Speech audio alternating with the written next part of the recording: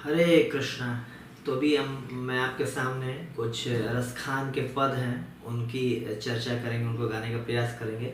रसखान भगवान के शुद्ध भक्त थे और वो ब्रज में वास किया करते थे, रहा करते थे गोकुल में। आज भी हम जाकर के वहाँ दर्शन कर सकते हैं। गोकुल में रसखान जी की समाधि है और भगवान की शुद्ध भक्ति से रिलेटेड उन्होंने कई सारे पदों की रचना की है, सवैयों की रचना की है, जो कि बहुत प्रसिद्ध है कई उनमें से। और हम देखते हैं सीबीएसई बोर्ड में और यूपी बोर्ड में, कई सारे बोर्ड में 9th 10th 11th 12th के सिलेबस में भी हिंदी में ये पढ़ाए जाते हैं हमें। तो उसमें से एक प्रमुख सवैया था जिसको रसखान जी हमेशा बोला करते थे, उसका मैं उसको समझाने का प्रयास करूंगा आज। कह रहे हैं, मानुष हो तो वही रस खान, बसो ब्रज गोकुल गाँव की ग्वारन। जो पशु हो तो कहाँ बस मेरो, चरोरित नंद की धेनु मंझारन। पावन हो तो वही गिर को जो कियो हरि छत्र पुरंदर धारन।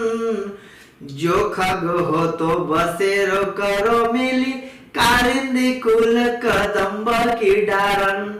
तो इसमें रसखान जी कह रहे हैं, भगवान से प्रार्थना कर रहे हैं, भगवान श्री कृष्ण से प्रार्थना कर रहे हैं कि हे कृष्ण, देखिए मैं इतना अच्छा तो हूं नहीं कि मैं इसी जन्म में भगवत धाम चला जाऊं, कोई इतना शुद्ध भक्त तो हूं नहीं मैं, और निश्चित रूप से मेरे को अगला जन्म लेना ही, क्योंकि मैं अनंत कोटि पाप कर रखा हूं। मतलब अपनी दैन्यता बताते हुए रसखान जी इसमें बता रहे हैं। क्या कह रहे हैं कि मानुष हो तो वही रस खाना,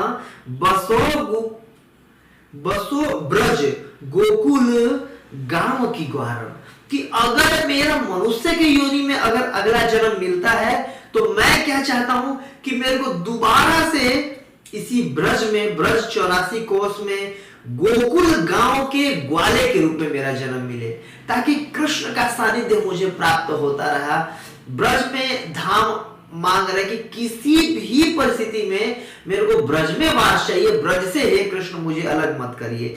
आगे कह रहे कि जो पशु हो तो कहां बस मेरो, चरो नित नंद की धेनु बजार। कि देखिए अपने जन्म मृत्यु पर तो मेरा कोई कंट्रोल नहीं, अगर बोल रहे जो पशु हो तो कहां बस मेरो, अपने बस में अगर मनुष्य बनना नहीं हो, अगर पशु बनना हुआ तो पशु के रूप में भी अगर भगवान को मुझे जन्म देना हो तो क्या कह रहे कि चरोनित नंद की धेनु मंजारन। तो मुझे महाराज नंद के 9 लाख गायों में मेरा जन्म दे दे, ताकि मैं ब्रज में ही रहूं और ब्रज में भी चरने जाऊं और उनके गायों के बीच में रहूं, जो नंद महाराज की जो गाय थी उनके बीच में रहूं। इस तरीके से कृष्ण का सानिध्य प्राप्त होगा, ब्रज का सानिध्य प्राप्त होगा और भगवान की गायों का सानिध्य प्राप्त होगा, जिसके चलते रसखान जी प्रार्थना करें। फिर कह रहे हैं कि ठीक है, अगर इतना भी मेरा पुण्य कर्म नहीं रहा कि मेरे को पशु का अगर जन्म मिल जाए, कोई दिक्कत नहीं, मनुष्य का नहीं मिले, पशु का भी अगर जन्म नहीं मिले, अगर अपने कर्म फल के अनुसार अगर मेरे को पत्थर का भी अगर जन्म मिलना पड़े, जैसे पहाड़ की भी अगर योनि में जाना पड़े, तो क्या कह रहे हैं, पाहन हो तो वही गिरी को जो कियो हरि छत्र पुरंदर धारण।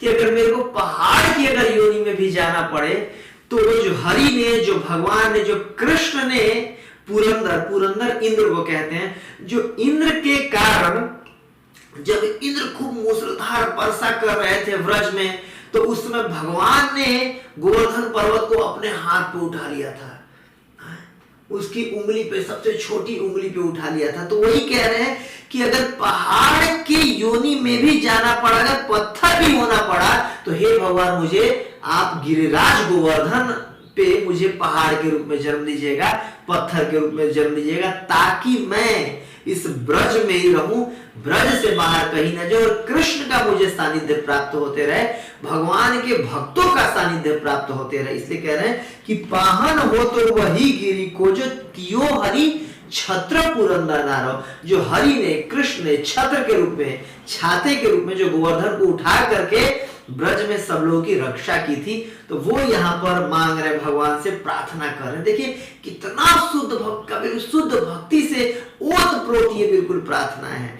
आगे कह रहे हैं कि जो खग हो तो बसेरो करो मिली, कालिंदी कुल कदम्ब की डारन, कि अगर मेरे को इतना भी भाग्य नहीं हो कि पत्थर का अगर जन्म मिल पाए या गोवर्धन में मिल जाए, तो क्या क्या मेरा भाग्य होना चाहिए, कितना कि अगर मेरे कर्मों के अनुसार मेरे को मुझे अगर किसी पक्षी के भी योनि में अगर जन्म लेने का मौका मिले तो क्या हो, कालिंदी कुल कदम्ब की डाल, जो कालिंदी नदी के तट पे जो कदम्ब के वृक्ष हैं उनके डाल पे मेरा घोंसला हो, वहां पर मैं जन्म लूं, कि किसी भी हाल में ये ब्रज 84 कोस में ही रहूं, इससे बाहर ना जाऊं, और कालिंदी यमुना नदी का सानिध्य मिलता रहो। जो भगवान जिस कदम्ब पे लीलाएं किया करते थे चढ़ करके, उन कदम्ब का मुझे सानिध्य प्राप्त होता रहे।